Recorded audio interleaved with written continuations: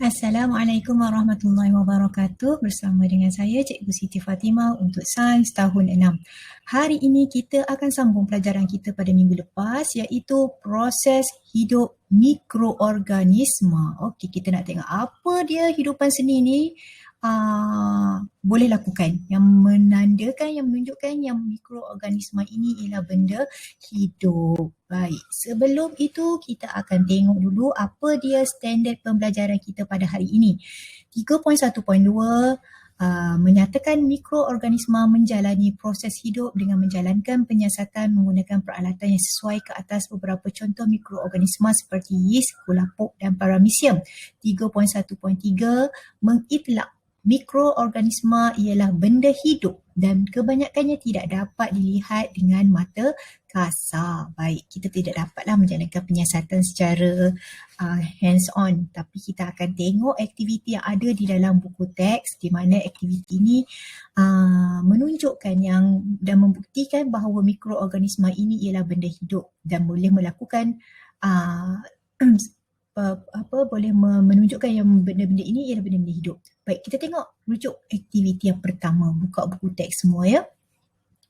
Okey, tengok aktiviti yang pertama. Mikroorganisma boleh bernafas dan membebaskan gas. Baik, kalau kamu tengok pada muka surat ini, ia menggunakan yeast. Baik, yeast diletakkan, isikan 250 ml air suam ke dalam botol plastik. Masukkan 3 sudu kecil yeast ke dalam botol, tambah 1 sudu besar gula dan goncangkan botol. Pasang belon pada mulut botol, buat pemerhatian kamu pada saiz belon. Kamu rasa apa yang terjadi pada belon tersebut? Kamu pernah tengok tak mak kamu buat donat? Donat, kalau kita nak buat donat, kita kena gunakan apa? Kita kena gunakan yeast. Baik, apa yang terjadi pada dough tu bila kita masukkan yeast? Dough tu akan mengembang. Makin lama makin besar. Baik, dalam situasi aktiviti kita ini, kita gunakan yeast dan kita campurkan dengan air suam dan gula. Okey, kenapa kita gunakan gula?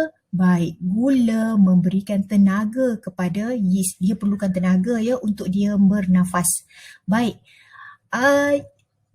apa yang terjadi pada belon tersebut? Kamu rasa apa yang terjadi pada belon tersebut? Ya, belon itu akan mengembang, di mana yeast membebaskan gas karbon dioksida. Ini menunjukkan dan membuktikan bahawa yeast itu adalah benda hidup. Baik, katakanlah kita gantikan, kita tengok soalan kebat tu.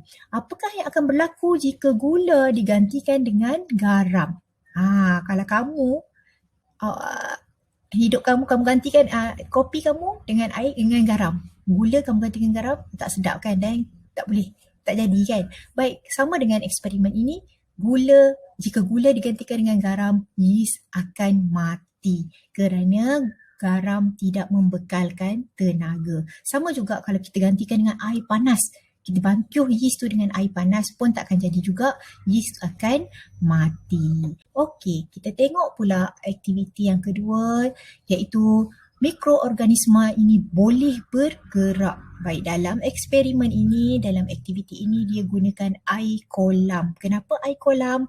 Kerana di dalam air kolam terdapat banyak mikroorganisma yang kita boleh tengok, kita boleh lihat. Okey, baik, dia ambil spesimen air kolam dan diletakkan di bawah mikroskop. Yang ni kita tak boleh buat lah secara hands-on. Tapi cikgu ceritakan kamu di sini, dan bila kita letakkan air kolam di bawah slide, kita akan nampak banyak benda yang bergerak dalam mikroskop tu. Itu membuktikan mikroorganisma ini boleh bergerak. Dan sebab itu juga kita kena pastikan air minuman kita ini tiada mikroorganisma yang berbahaya, sebab ada setengah mikroorganisma ini boleh mendatangkan kemudaratan ataupun mendatangkan bahaya kepada kita. Baik, kita teruskan kepada aktiviti yang ketiga, iaitu mikroorganisma boleh bertumbuh.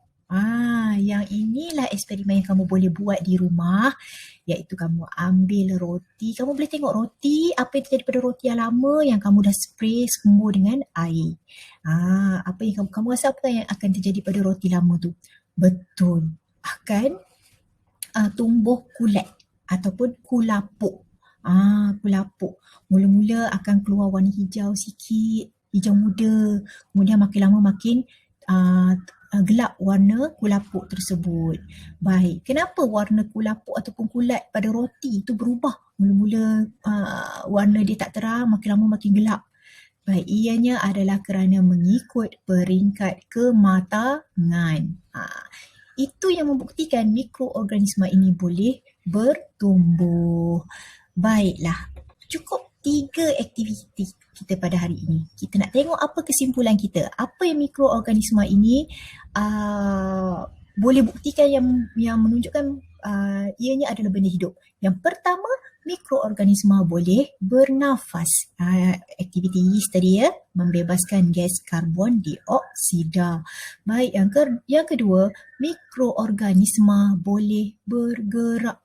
Contohnya dalam aktiviti tadi, dia ambil sampel air kolam. Okey, dalam air kolam memang ada banyak mikroorganisma. Ada protozoa. Protozoa lah yang paling banyak sekali. Ada alga pun boleh ada dalam sampel air kolam. Baik, yang ketiga, mikroorganisma boleh bertumbuh. Okey, itu yang contoh paling senang pada roti lah. Roti rumah kita yang dah expired tu, yang dah lama tak makan tu, lama-lama dia akan tumbuh kulat. Kulat itulah yang menunjukkan mikroorganisma boleh bertumbuh. Baiklah, cikgu harap kamu semua faham dengan apa yang kita belajar pada hari ini tentang hidup mikro ataupun apa yang menunjukkan mikroorganisma ini hidup ataupun hidupan seni yang hidup. Baik, terima kasih semua.